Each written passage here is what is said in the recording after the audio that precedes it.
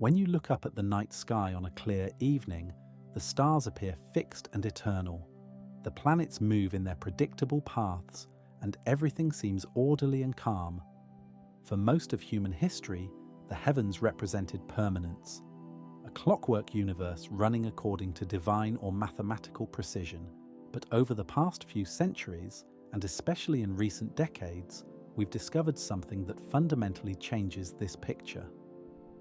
Our solar system is not empty space with a few planets scattered throughout. It's actually filled with millions of rocky and icy objects, remnants from the formation of our planetary system 4.6 billion years ago.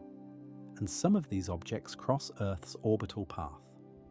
The realization that Earth exists in what astronomers sometimes call a cosmic shooting gallery isn't new. In fact, evidence has been hiding in plain sight for as long as humans have looked at the Moon through telescopes. Those craters covering the lunar surface, visible even through backyard telescopes, tell a story of billions of years of impacts. The Moon has no atmosphere to burn up incoming objects and no geological activity to erase the scars, so it preserves a complete record of bombardment that Earth has also experienced. Our planet has simply hidden most of the evidence through erosion, plate tectonics, and the constant resurfacing that comes with being a geologically active world. The scientific understanding of impact threats began in earnest in 1980 when physicist Luis Alvarez and his son Walter, a geologist, published their groundbreaking hypothesis about the extinction of the dinosaurs. They had discovered a thin layer of the element iridium in geological formations around the world, all dating to exactly 66 million years ago.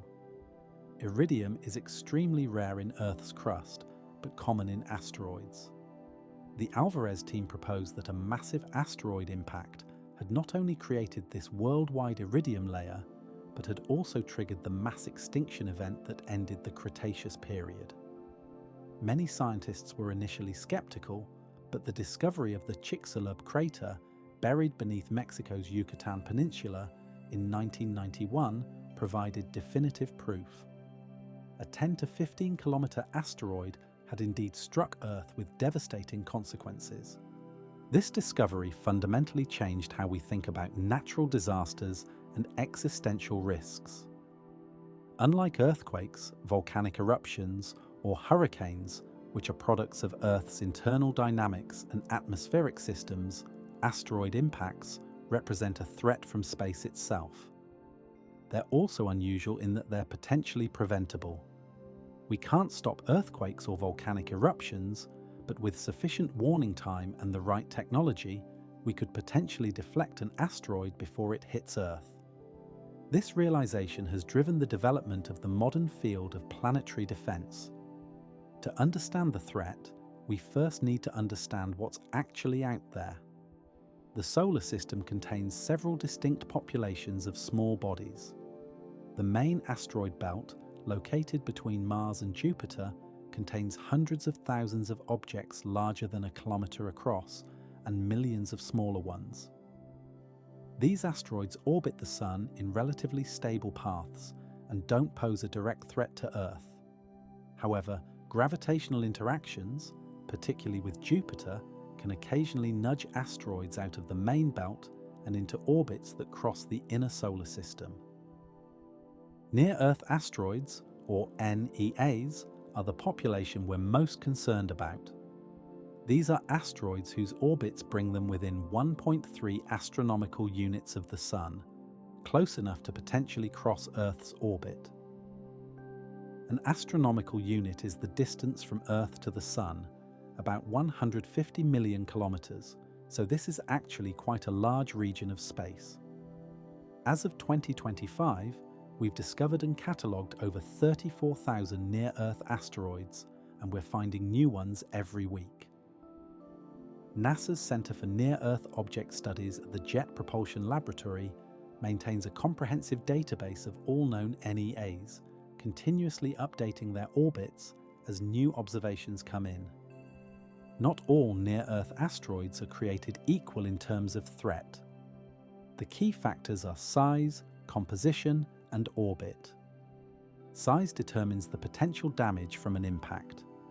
An asteroid just 20 meters across, like the one that exploded over Chelyabinsk, Russia in 2013, can cause significant regional damage but wouldn't threaten human civilization. That meteor exploded with the force of about 30 Hiroshima bombs, injured over 1,600 people from broken glass, and provided a stark wake-up call about our vulnerability to even relatively small objects. An asteroid 140 meters or larger could cause regional devastation comparable to a large nuclear weapon, destroying a major city or causing massive tsunamis if it hit the ocean. An asteroid a kilometer or larger could cause global consequences, disrupting agriculture and potentially leading to widespread famine through the injection of dust and debris into the atmosphere. The asteroid that killed the dinosaurs was exceptional in its size, roughly 10 to 15 kilometers across. Impacts of this magnitude are extraordinarily rare, occurring perhaps once every 100 million years or so based on crater records from Earth, the Moon, and other planets. This is important to understand because it puts the threat in proper perspective. We're not overdue for a dinosaur killer asteroid. Probability doesn't work that way. The fact that it's been 66 million years since the last such impact doesn't make another one more likely tomorrow. Each impact event is independent, and the average frequency is just that, an average derived from the geological record. What we can say with confidence is that smaller, more frequent impacts are an ongoing reality. Objects in the 10 to 20 meter range hit Earth's atmosphere roughly once every decade, though most explode at high altitude over uninhabited areas or oceans. The Earth's surface is 71% ocean, and even the land surface is mostly unpopulated, so the vast majority of small impacts go unnoticed except by scientific monitoring networks. Objects in the 50 to 100 meter range, capable of causing significant regional damage, hit Earth approximately once every 1,000 years. The Tunguska event in Siberia in 1908 is the best documented example. An asteroid or comet fragment exploded in the atmosphere, flattening 2,000 square kilometers of forest. Had this occurred over a populated area, the casualties would have been catastrophic. The good news is that we've made enormous progress in detecting and cataloguing potentially hazardous asteroids. NASA's congressional mandate, established in 2005, directed the agency to detect, track, and catalogue 90% of near-Earth asteroids 140 meters or larger. This threshold was chosen because objects of this size could cause regional devastation but are also large enough to be detectable with current and near-future telescope technology. As of 2025, we've found approximately 40% of these objects, and that percentage is rising steadily as new surveys come online and existing surveys improve their capabilities. The primary tool for discovering asteroids is the telescope, but not the kind of telescope you might imagine. Asteroid hunters use wide-field survey telescopes that can scan large portions of the sky repeatedly, looking for objects that move against the background of distant stars. The most productive survey programs include NASA's Catalina Sky Survey, operating from mountains in Arizona, and the Pan-STARRS telescopes in Hawaii. These automated systems take hundreds of images every night, and sophisticated software analyzes them to identify potential asteroids. When a new object is detected, follow-up observations from multiple locations help astronomers calculate its orbit with increasing precision. Calculating asteroid orbits is a complex but well-understood problem in celestial mechanics. An asteroid's orbit is determined by its position and velocity at any given moment. By observing the object from Earth at multiple times, we can work backward to determine these orbital parameters. The more observations we have, especially over longer time periods, the more precisely we can predict where the asteroid will be in the future. For well-observed asteroids, we can calculate their positions decades or even centuries into the future with remarkable accuracy. This is where the real power of early detection comes in. If we discover an asteroid decades before it might impact Earth, we have time to refine our measurements, assess the actual risk, and if necessary, plan and execute a deflection mission.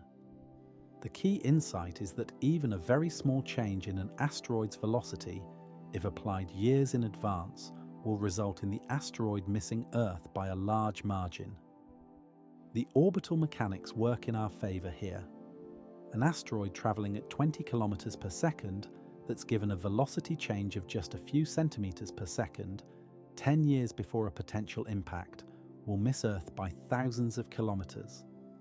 This brings us to the question of how we might actually deflect an asteroid if we needed to. The field of planetary defense has matured significantly in the past 2 decades, moving from theoretical studies to actual hardware tests. The most promising technique, and the one that's been successfully demonstrated, is called the kinetic impactor method. The concept is elegantly simple. You crash a spacecraft into the asteroid at high speed, and the momentum transfer changes the asteroid's orbit slightly. On September 26, 2022, NASA's Double Asteroid Redirection Test, or DART mission, became humanity's first successful test of planetary defense technology. The target was Dimorphos, a small moon about 160 meters across, orbiting the larger asteroid Didymos. DART, a spacecraft about the size of a small car, slammed into Dimorphos at 6.6 kilometers per second. The impact was not only direct but remarkably successful. It changed Dimorphos's orbital period around Didymos by 33 minutes, far exceeding the minimum success threshold of 73 seconds. This demonstrated that kinetic impact is a viable technique for deflecting asteroids. What made DART particularly significant was that it proved we can navigate a spacecraft to hit a relatively small asteroid with precision. Dimorphos was only visible as a few pixels in images until DART got very close, yet the spacecraft's autonomous navigation system guided it too. Impact within meters of the intended point. The European Space Agency's Hera mission, scheduled to arrive at Didymos in 2026, will conduct detailed studies of the impact crater and measure exactly how the asteroid's orbit was altered, providing crucial data for future deflection missions. The kinetic impactor technique works best with years or decades of warning time. The earlier you detect an incoming asteroid, the smaller the velocity change needed to make it miss Earth. For example, if we detected a 200-meter asteroid 50 years before impact, we might need to change its velocity by only a few centimeters per second to ensure it misses Earth by a safe margin. This could potentially be accomplished with a single impactor mission. If we only had 5 years of warning, we might need a much larger velocity change, requiring either a more massive impactor or multiple impacts. There are other deflection techniques that have been studied extensively, though none have been tested in space yet. The gravity tractor method involves parking a spacecraft near an asteroid and using the mutual gravitational attraction between the spacecraft and asteroid to slowly pull the asteroid off its collision course. This technique has the advantage of not creating debris or fragments, but it requires very long warning times, possibly decades, because the gravitational force is so weak. For small asteroids and very long warning times, it could be ideal. Nuclear explosive devices have also been studied as a deflection tool, despite the understandable concern about weaponizing space. The idea isn't to blow up the asteroid, which could create multiple fragments, some of which might still hit Earth. Instead, a nuclear device would be detonated near the asteroid's surface, vaporizing a layer of material on one side. The expanding vapor acts like a rocket exhaust, pushing the asteroid in the opposite direction. Studies suggest this could be effective for larger asteroids or shorter warning times, but it comes with significant technical and political challenges. One crucial aspect of planetary defense that often gets overlooked is the warning time itself.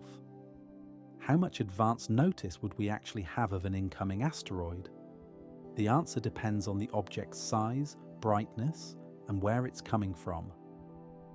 For large asteroids, those bigger than a kilometre, we're confident we've found essentially all of them that could hit Earth in the foreseeable future.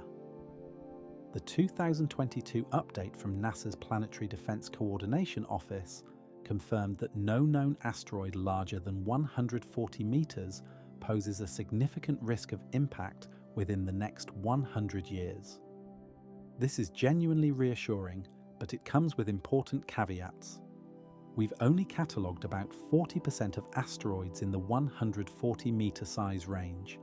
There are potentially thousands of undiscovered asteroids large enough to cause regional devastation.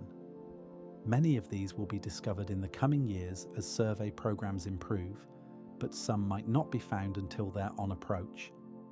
The good news is that even a few years of warning time could be sufficient for a deflection mission if we have the spacecraft and infrastructure ready to launch quickly. The more concerning scenario involves objects approaching from the direction of the Sun. Ground-based telescopes can't observe this region of sky during daylight and even at dawn. And dusk, the Sun's glare makes detection difficult.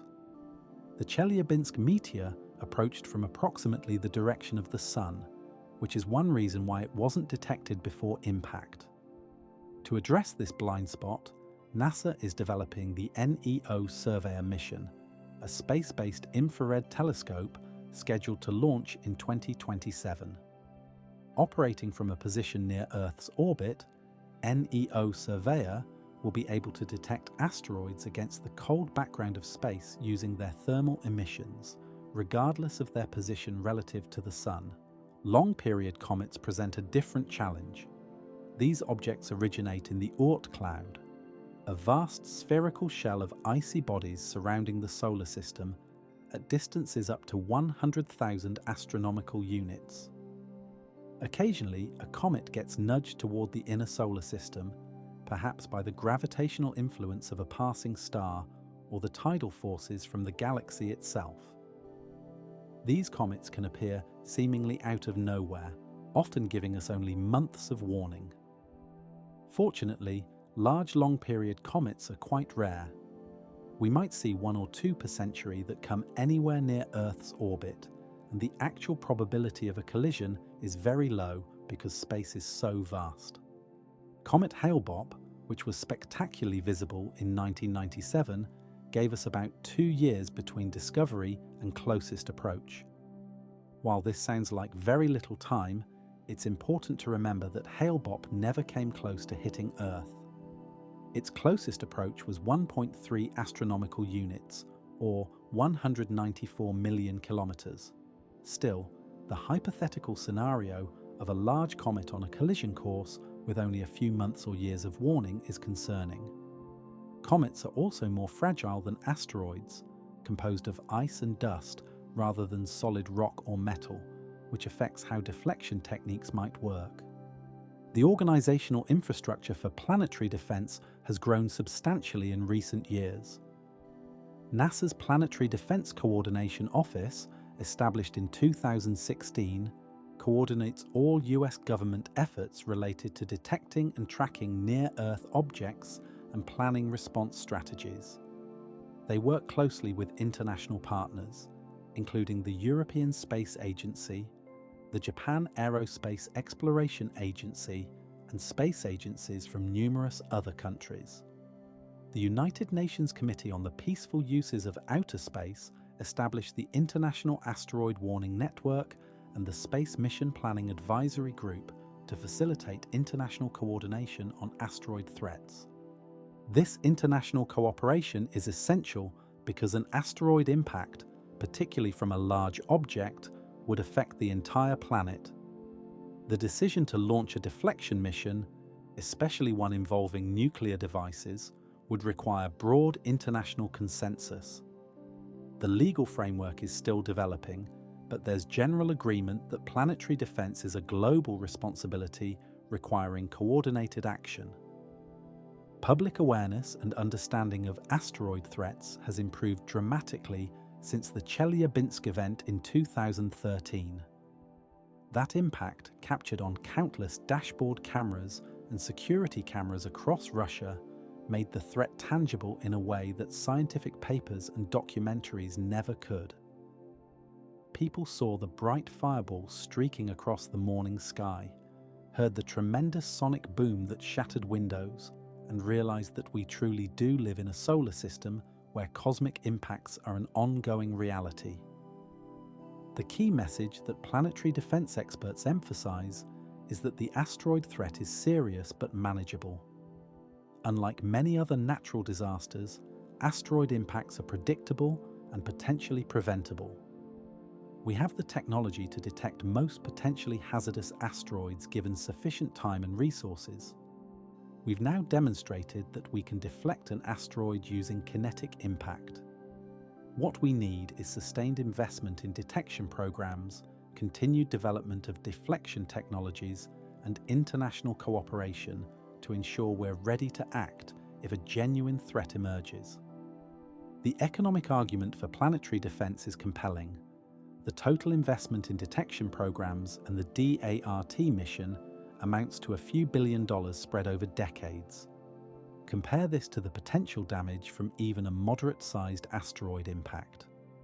The Chelyabinsk meteor caused about $33 million in damage and was only about 20 meters across. A 140-meter asteroid striking a populated area could cause damage in the hundreds of billions of dollars and kill thousands or millions depending on location. A kilometer-sized impact could potentially trigger global crop failures and famines that might kill more people than the immediate impact itself. Investing in planetary defense is essentially insurance against a low probability but high consequence event. Some scientists describe planetary defense as the only natural disaster that's entirely predictable and preventable. Earthquakes, hurricanes, volcanic eruptions, and tsunamis will continue to occur regardless of our ability to predict them. We can prepare for these events and minimize casualties, but we can't prevent them. Asteroid impacts are different. If we maintain robust detection programs and have deflection capabilities ready, we should never be surprised by an asteroid large enough to cause significant damage. This brings us to the second part of your question: why we will never leave the Milky Way galaxy. This is actually a fundamentally different kind of challenge, one that's worth understanding because it illustrates the profound difference between threats we can address and limitations that appear to be truly fundamental. The Milky Way galaxy is our cosmic home, a vast collection of 200 to 400 billion stars spanning about 100,000 light-years in diameter.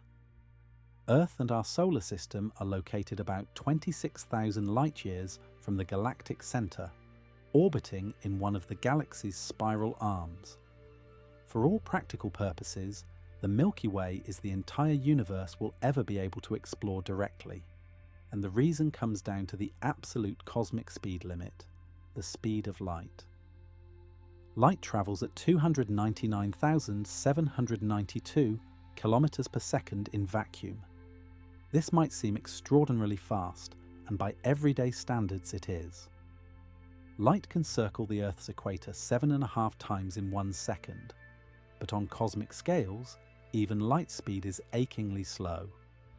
The nearest star to our Sun, Proxima Centauri, is 4.24 light-years away. This means light takes 4.24 years to travel from Proxima Centauri to us. The nearest major galaxy to the Milky Way, Andromeda, is about 2.5 million light-years away. Light that leaves Andromeda today won't reach Earth for 2.5 million years. According to Einstein's theory of special relativity, nothing with mass can travel at the speed of light. As an object with mass approaches light speed, its energy requirements increase toward infinity. This isn't a technological limitation that we might overcome with better engineering.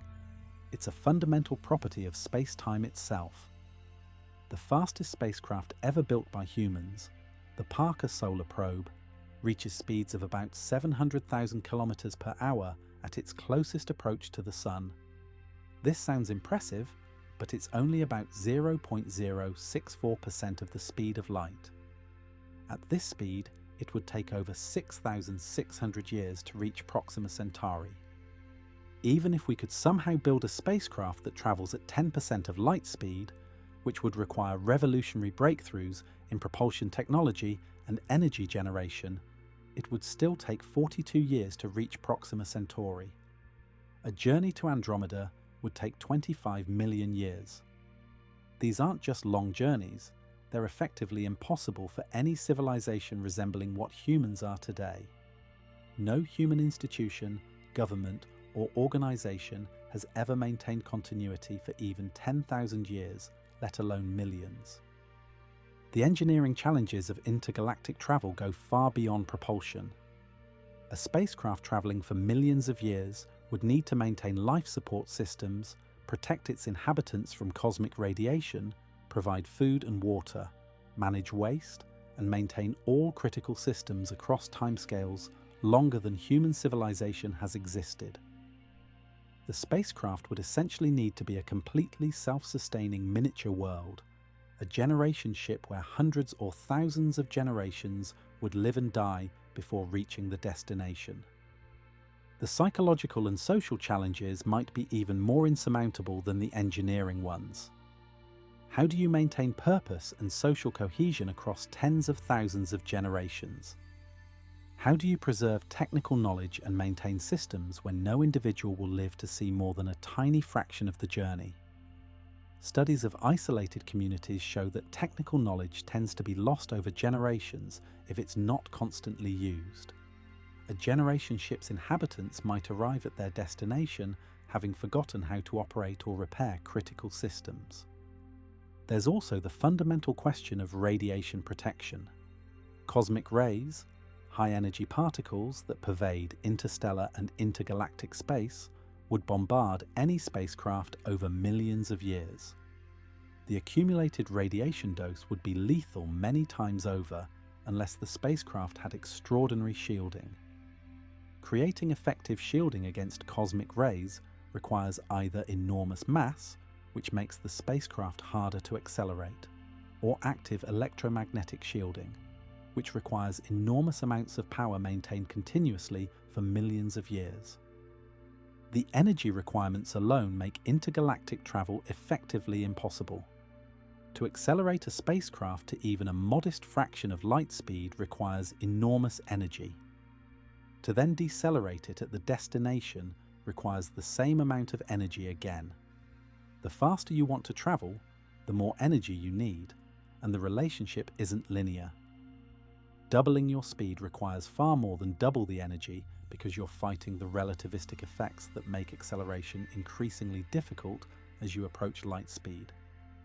Some have proposed using antimatter as fuel because the matter-antimatter annihilation releases the maximum possible energy according to Einstein's equation E equals mc squared.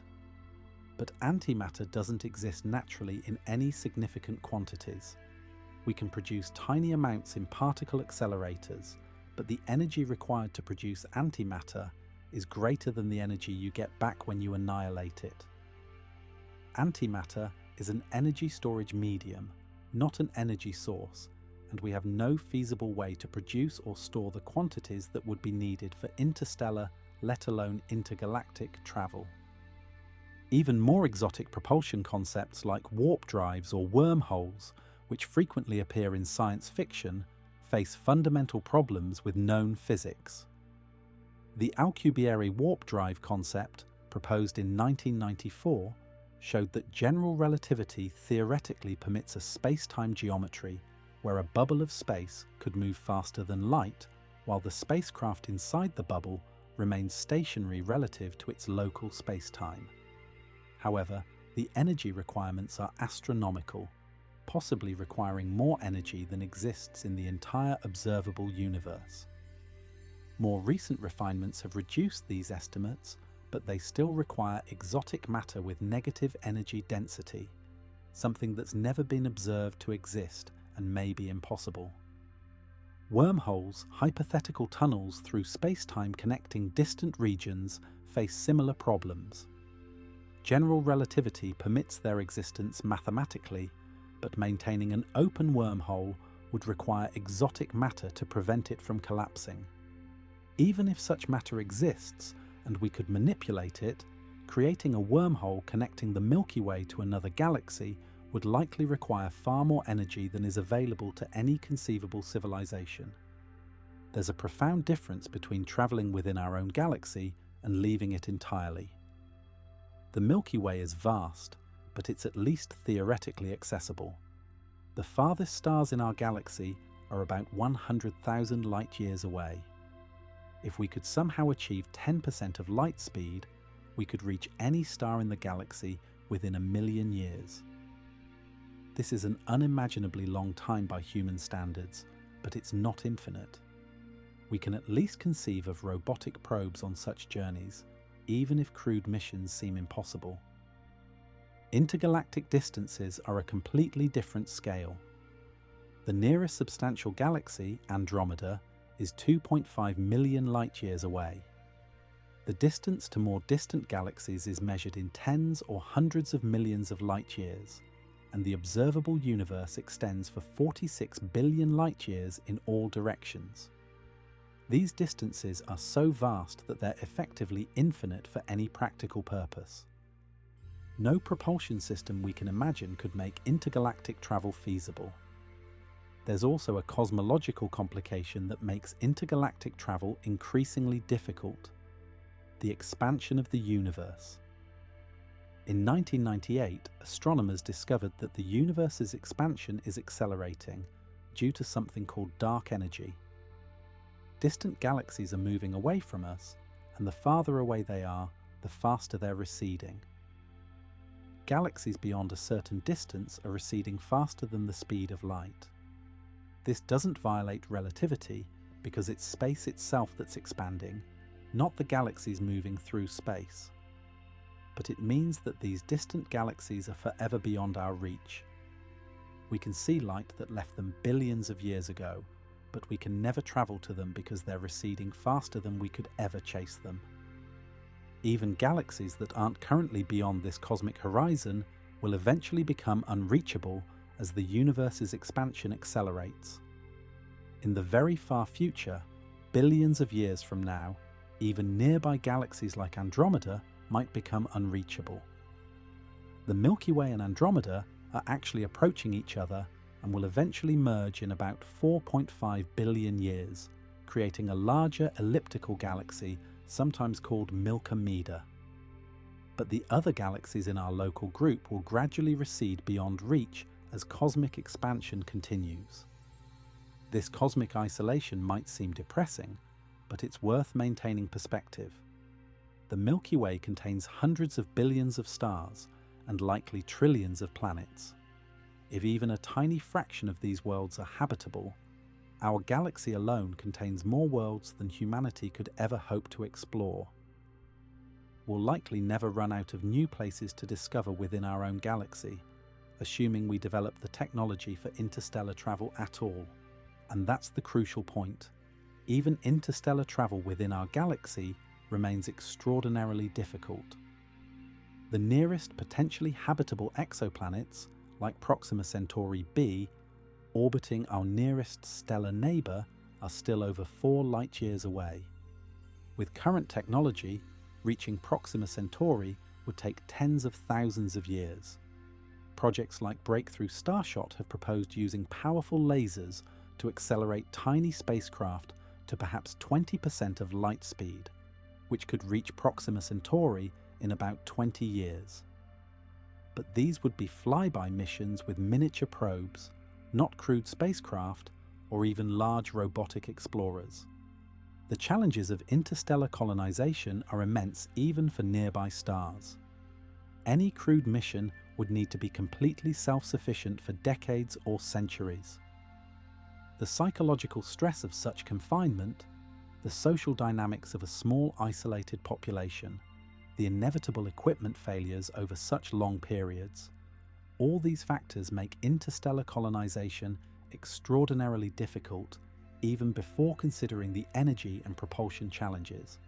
Some have proposed sending frozen embryos or genetic material rather than adult humans, growing colonists upon arrival using artificial wombs. Others suggest digital consciousness upload, sending minds as information to be reconstituted in artificial bodies at the destination. These concepts currently remain firmly in the realm of speculation. We don't know if consciousness can be digitally uploaded, and even if it's theoretically possible, the ethical implications are staggering. The most realistic near-term possibility for spreading beyond Earth isn't interstellar travel at all, but rather colonization of our own solar system. Mars, with its 24.5-hour day and evidence of ancient water, is the most obvious target for human settlement.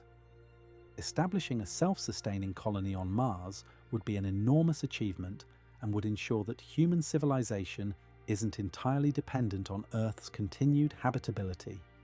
The moons of Jupiter and Saturn, particularly Europa, Enceladus, and Titan, might harbour subsurface oceans where life could exist. Even if we never travel beyond our solar system, there's a vast amount to explore and potentially settle right here in our cosmic neighbourhood.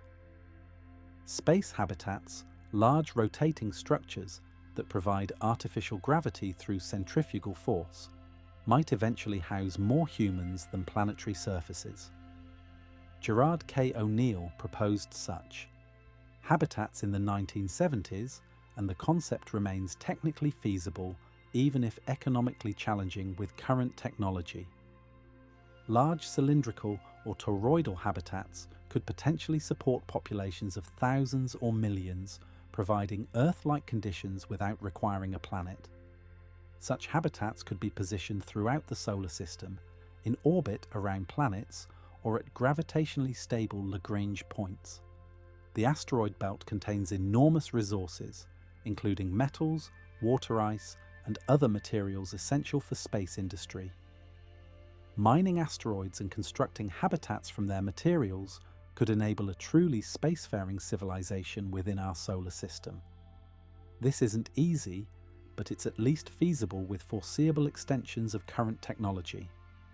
It doesn't require new physics or revolutionary breakthroughs, just significant engineering advances and economic investment. Returning to planetary defense, the development of space infrastructure for asteroid mining or solar system colonization would actually strengthen our planetary defense capabilities. Spacecraft capable of traveling to and manipulating asteroids for mining could also be used to deflect threatening asteroids. A spacefaring civilization with significant capabilities in the asteroid belt would be much better positioned to deal with impact threats than one confined to Earth's surface. There's an interesting philosophical point here about the relationship between our limitations and our opportunities. We can't leave the Milky Way, but we can potentially prevent asteroid impacts. We can't violate the laws of physics, but we can work within them to protect ourselves from cosmic threats. Understanding what's possible and what's not helps us focus our efforts appropriately. Some might find it limiting to accept that we'll never leave our galaxy, that the billions of galaxies we observe will forever remain distant lights in our telescopes rather than destinations. But this limitation also makes our cosmic neighbourhood more precious. The Milky Way is our home in a profound and permanent way. The stars we see in the night sky are our cosmic siblings, formed from the same clouds of gas and dust that created our sun. The atoms in our bodies were forged in earlier generations of stars that lived and died before our solar system formed. We are, quite literally, made of stardust from our galaxy. The vastness of space, both its opportunities and its limitations, provides context for the planetary defense mission.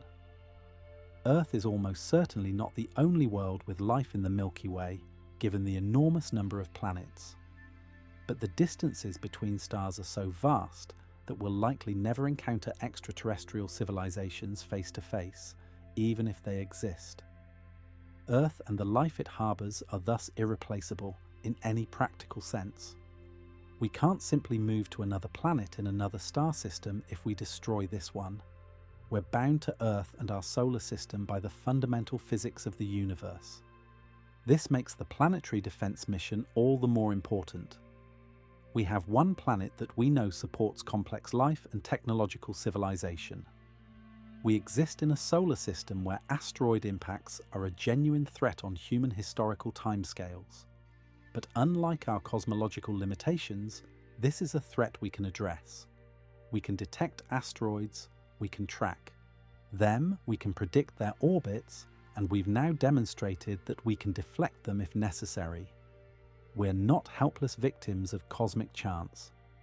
The next few decades will be crucial for completing the inventory of potentially hazardous asteroids.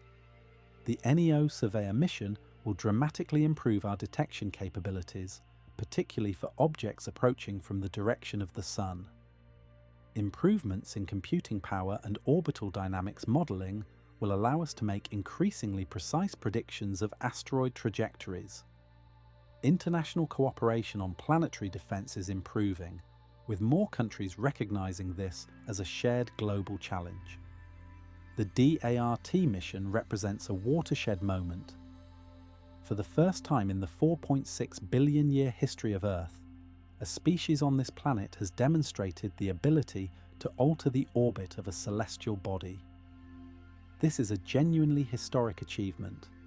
Our ancestors could only watch helplessly as meteors streaked across the sky. We can now take active measures to prevent catastrophic impacts. This doesn't eliminate the asteroid threat entirely. There will always be some risk, particularly from long-period comets that give very little warning. But we've moved from passive vulnerability to active defense. Looking forward, the field of planetary defense will likely see continued investment and development. We can expect more advanced detection systems, possibly including multiple space-based infrared telescopes monitoring different regions of space. We'll see further tests of deflection techniques, perhaps including demonstrations of the gravity tractor method or controlled experiments with nuclear deflection using non-hazardous targets. International frameworks for decision-making will mature, establishing clear protocols for who decides whether to launch a deflection mission and under what circumstances. Education and public outreach will remain important. The more people understand the actual nature of the asteroid threat, neither dismissing it as science fiction nor panicking about imminent doom, the better society can make informed decisions about investing in planetary defense. The threat is real but manageable. It requires ongoing attention and sustained investment, but it's not a reason for fear or fatalism. The story of planetary defense is ultimately an optimistic one. It's about human ingenuity, international cooperation, and our ability to use science and technology to address existential threats. We can't change the fundamental laws of physics that limit us to our galaxy, but we can protect our home planet from asteroid impacts. We can't prevent earthquakes or stop volcanic eruptions, but we can prevent one major category of natural disaster entirely. This represents a genuine expansion of human capability and responsibility. As we continue to explore and understand our solar system, we gain not only scientific knowledge, but also the practical information needed to protect Earth. Missions to asteroids like OSIR-ISR-EX, which returned a sample from asteroid Bennu in 2023, teach us about asteroid composition and structure, information that's essential for planning deflection missions. Every asteroid flyby, every impact experiment, every orbital observation adds to our understanding and improves our planetary defense capabilities. The asteroid threat reminds us that we live in a dynamic universe where cosmic processes continue all around us. The solar system wasn't completed 4.6 billion years ago and then frozen in place. It's an evolving system where gravitational interactions continue to reshape orbits and where collisions remain possible. But this realization doesn't need to inspire fear. Instead, it can motivate us to continue developing the capabilities needed to protect ourselves and future generations. In the end, the limitations imposed by physics, the impossibility of intergalactic travel, and the cosmic speed limit make our home planet and our galaxy more valuable, not less. We can't escape to distant galaxies if we ruin Earth. We're bound to this solar system by the structure of space-time itself. But within these limitations, we have enormous opportunities. Our galaxy contains more worlds than we could explore in millions of years. Our solar system contains resources and potential habitats that could support human civilization for as long as the sun continues to shine. And most importantly, we've demonstrated that we can protect Earth from one category of cosmic threat. The asteroid that killed the dinosaurs would not kill us, not if we see it coming in time. The Tunguska impact would not surprise us today as it did in 1908. The Chelyabinsk meteor reminded us of our vulnerability, but it also motivated us to take planetary defense seriously. The DART mission showed that we can do more than simply watch and hope. We can act. This is the essence of planetary defense, taking responsibility for Earth's future within the constraints and opportunities provided by physical law. We accept the limitations we cannot change, like the speed of light and the vast distances between galaxies. But we refuse to accept passive vulnerability to threats we can address, like asteroid impacts. This combination of humility about our limitations and determination to use our capabilities fully represents humanity at its best. We can't do everything, but we can do this. And that makes all the difference. The technical details of how we detect and track asteroids reveal just how sophisticated modern astronomy has become. When an asteroid hunter telescope takes an image of the night sky, that single image might contain hundreds of thousands of stars and galaxies. The challenge is identifying which tiny points of light are moving against the background of distant stars. Sophisticated computer algorithms compare multiple images taken over hours or days, looking for objects that shift position. When a potential asteroid is identified, astronomers around the world are alerted through the Minor Planet Center at the Smithsonian Astrophysical Observatory, which serves as the international clearinghouse for asteroid observations. The process of confirming a new asteroid discovery requires multiple observations from different locations. This helps eliminate false positives like cosmic rays hitting the detector or processing errors. It also begins the process of determining the asteroid's orbit.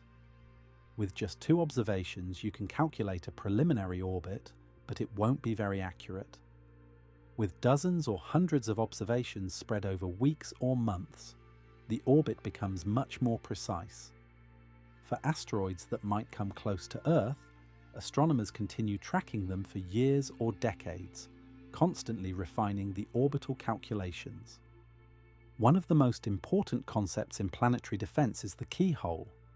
This refers to a small region of space through which an asteroid must pass during one close approach to Earth in order to be on a collision course during a later approach. Understanding keyholes helps astronomers assess long-term impact risks. For example, asteroid Apophis will pass close to Earth in 2029. There were initial concerns that it might pass through a keyhole during that approach that would put it on a collision course for 2036. Further observations ruled this out completely. We now know that Apophis poses no impact threat for at least 100 years. The science of determining whether an asteroid will hit Earth involves calculating close approach distances with extreme precision. When astronomers say an asteroid will pass Earth at a distance of 0.05 astronomical units, that might sound comfortable. But that's only about 20 times the distance to the Moon. In cosmic terms, that's remarkably close. The precision required to predict whether such an asteroid will actually hit Earth or miss by thousands of kilometers demands extraordinary accuracy in both the observations and the calculations.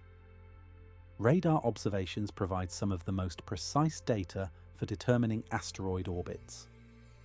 The Goldstone Solar System radar in California and the Arecibo Observatory in Puerto Rico, before its collapse in 2020, could bounce radio waves off asteroids and measure the return signal with incredible precision.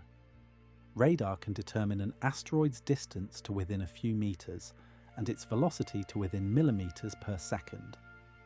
For nearby asteroids, radar observations in addition to optical telescope observations can improve orbit predictions by orders of magnitude.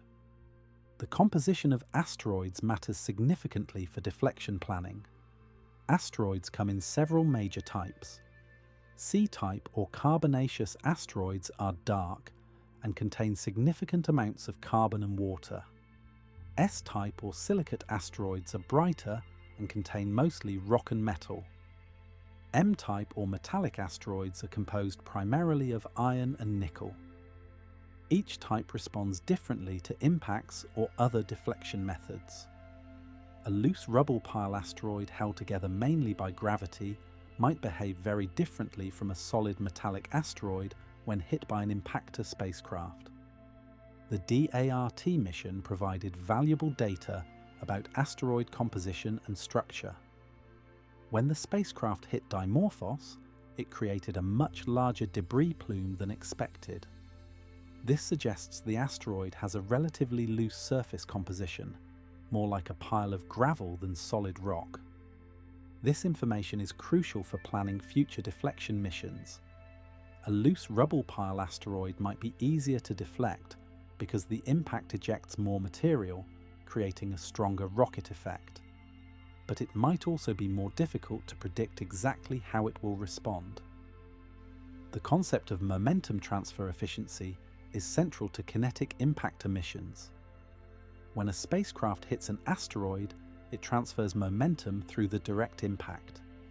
But there's also an enhancement factor from the ejected material, which acts like rocket exhaust pushing the asteroid in the opposite direction. The DART mission achieved a momentum enhancement factor of about 3.6, meaning the deflection was 3.6 times larger than would be expected from the impact alone. This is excellent news for planetary defense because it means kinetic impactors are more effective than the most conservative predictions suggested. Future deflection missions might use multiple impactors to create a cumulative effect. If we detected an asteroid decades before impact, we could send several impactor spacecraft over a period of years, each one adjusting the orbit slightly more. This approach provides redundancy in case one mission fails and allows for course corrections if the asteroid doesn't respond exactly as predicted. The key advantage is that earlier deflections require smaller velocity changes, so multiple small nudges early on can be more effective than one large impact close to the predicted impact date. The role of uncertainty in planetary defense planning cannot be overstated. When we calculate asteroid orbits, we're not getting a single predicted path, but rather a probability distribution. The asteroid will most likely follow the center of this distribution, but there's some probability it could be anywhere within the error bars. As we get more observations, particularly over longer time periods, this probability distribution narrows. For well-observed asteroids, we can predict positions decades or centuries in advance with very small error margins. For newly discovered asteroids with only a few observations, the uncertainty can be enormous. This uncertainty affects impact probability calculations. When astronomers say an asteroid has a 1 in 10,000 chance of impacting Earth on a specific date, they're describing the probability based on current orbital knowledge and its uncertainty. As more observations come in, this probability can change dramatically. It might go to 0 as we determine the asteroid will definitely miss, or it could increase if observations show the asteroid is closer to a collision trajectory than initially thought. The Torino scale and the Palermo Technical Impact Hazard Scale provide standardized ways to communicate these risks. The Torino scale, designed for public communication, ranges from 0 to 10. 0 means no hazard or an object too small to penetrate Earth's atmosphere. 1 means a pass near Earth with no unusual consequences. 2 through 4 represent gradually increasing chances of regional destruction, warranting careful monitoring. 5 through 7 indicate increasing threats of regional to global devastation, requiring coordinated international response. 8 through 10 represent certain collisions, with 8 being localized destruction, 9 causing regional devastation, and 10 representing a global catastrophe. The scale considers both the probability of impact and the potential consequences. The Palermo scale is more technical and is used by astronomers to compare different asteroid threats. It's a logarithmic scale that considers both the impact probability and the background impact rate for asteroids of similar size. A Palermo scale value of 0 means the object is exactly as threatening as the background hazard. Positive values indicate threats requiring attention, while negative values indicate less concern than the background hazard. Most asteroids have very negative Palermo scale values because even though they'll come somewhat close to Earth, the probability of actual impact is extremely low. The communication challenge in planetary defense is significant. How do you inform the public about a potential asteroid threat without causing panic, while also ensuring people take it seriously enough to support deflection efforts? The scientific community learned valuable lessons from the Apophis case. When that asteroid was first discovered in 2004, initial orbital. Calculations suggested a small but measurable impact probability for 2029. Media coverage was sometimes sensationalistic, creating unnecessary alarm.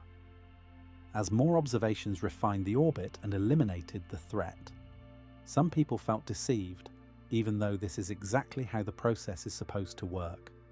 NASA's Planetary Defense Coordination Office now follows careful protocols for communicating asteroid threats.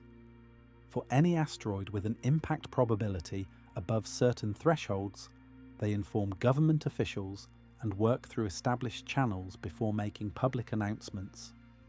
The goal is to provide accurate information without creating unnecessary alarm, while ensuring that governments have time to plan potential responses.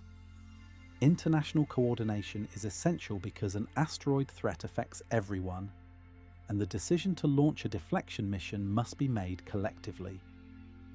The legal and ethical questions surrounding planetary defense are complex.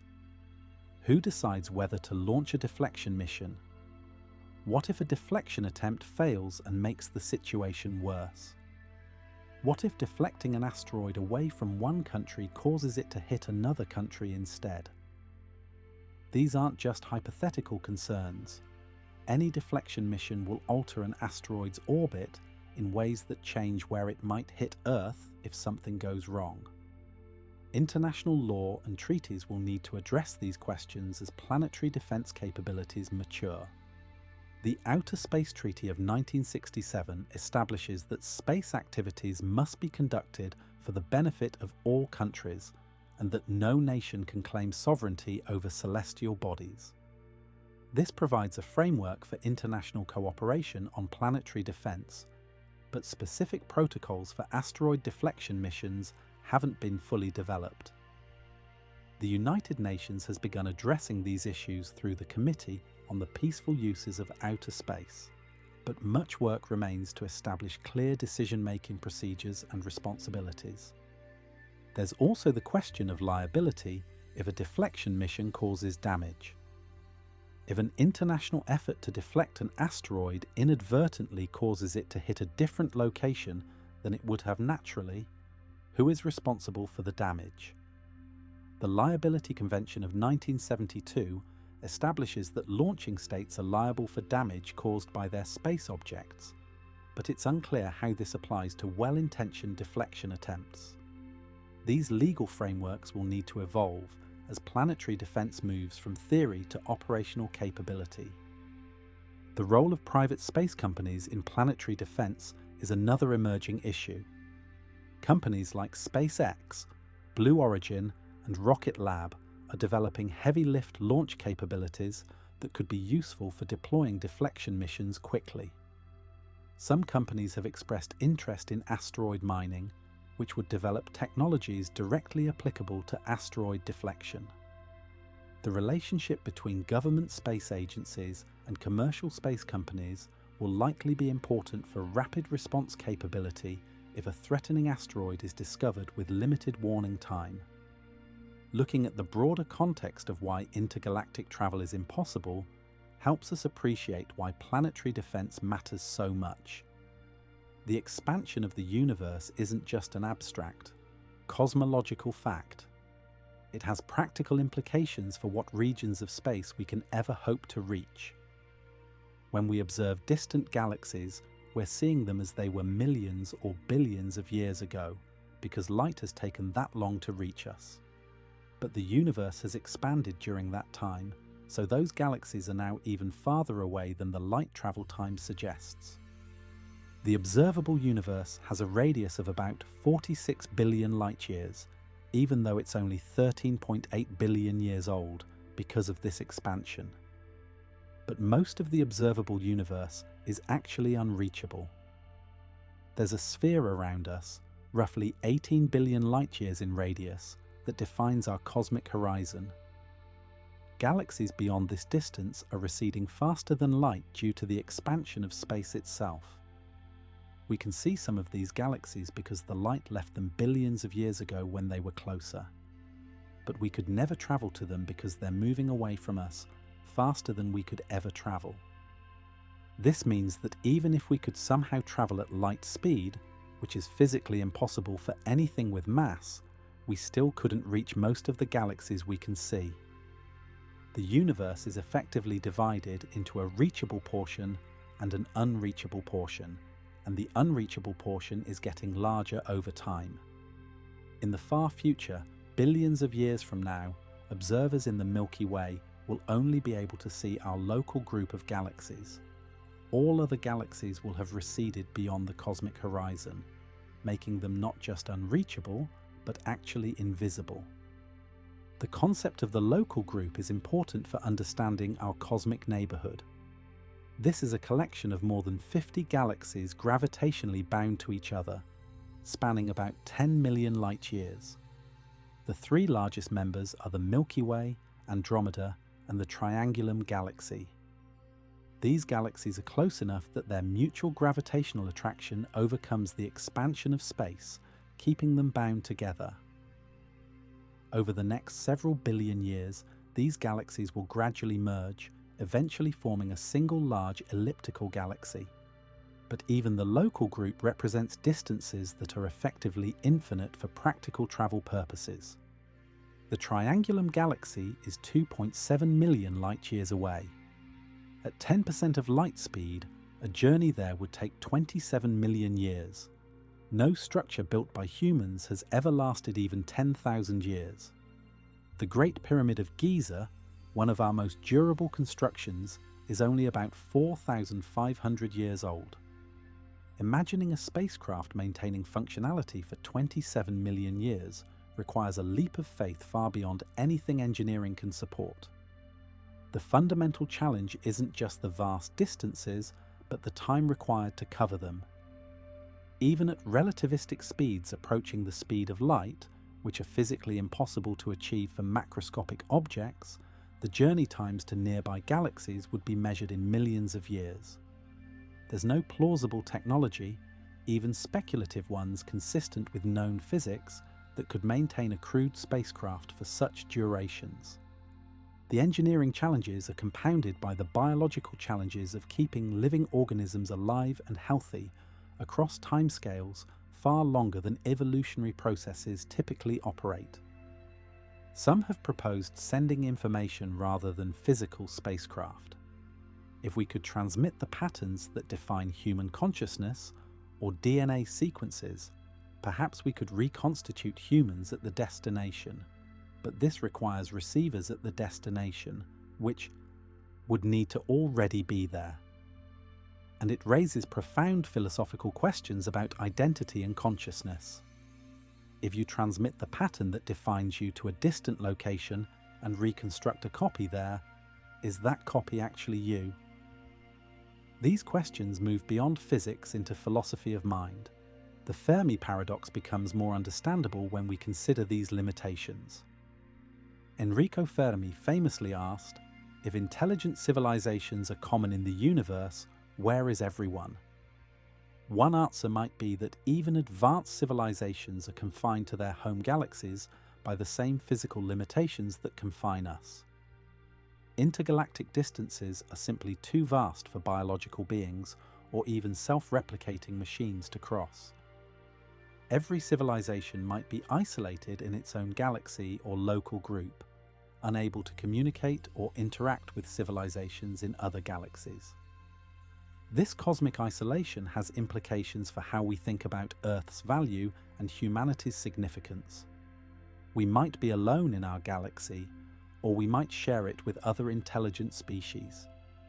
Current searches for extraterrestrial intelligence focus primarily on detecting radio signals or other technosignatures from nearby star systems. But even if intelligent life exists elsewhere in the Milky Way, the distances between stars mean we'll likely never meet face to face. Radio signals travel at light speed, so communication with a civilization 1,000 light years away would have a round-trip delay of 2,000 years. By the time you received a response to your message, both civilizations would have changed beyond recognition. This returns us to the critical importance of preserving Earth and protecting it from asteroid impacts. We have one planet that we know supports complex life and consciousness. We exist in a galaxy that will never leave, and a solar system that defines the practical limits of where humans might actually travel in the foreseeable future. Within these boundaries, we have both enormous opportunities and serious responsibilities. Earth isn't just our home. For all practical purposes, it's humanity's only home for the indefinite future. The development of space infrastructure within our solar system represents humanity's best near-term option for expanding beyond Earth. Mars, with its 24.6-hour day and evidence of past water, is the most Earth-like planet in our solar system. Surface temperatures range from -125 degrees Celsius at the poles in winter to 20 degrees Celsius at the equator in summer. The thin atmosphere, mostly carbon dioxide, provides some protection from cosmic radiation, but not enough for unprotected human habitation. Still, Mars is vastly more hospitable than any planet in another star system that we could actually reach.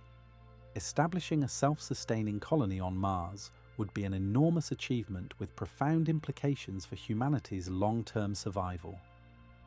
If a catastrophic asteroid impact occurred on Earth, a Mars colony could preserve human civilization and potentially help with eventual recolonization of Earth.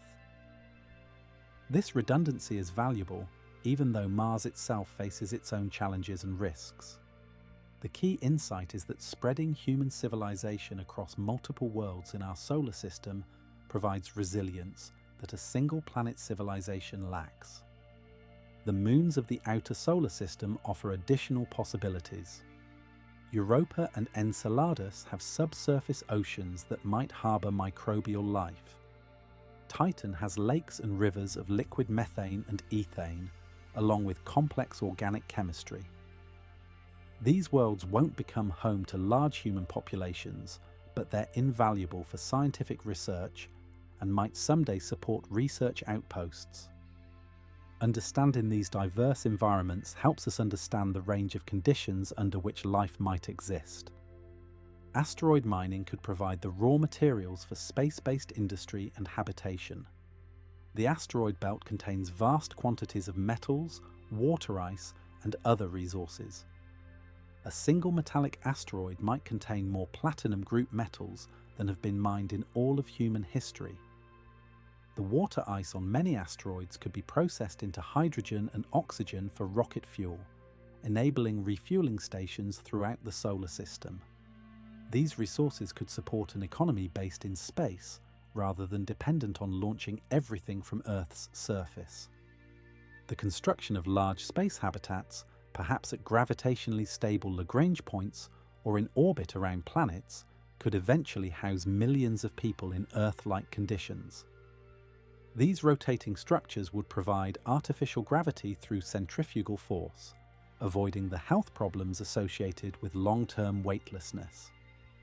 With sufficient resources from asteroid mining, such habitats could be more comfortable than planetary surfaces because their environment could be completely controlled.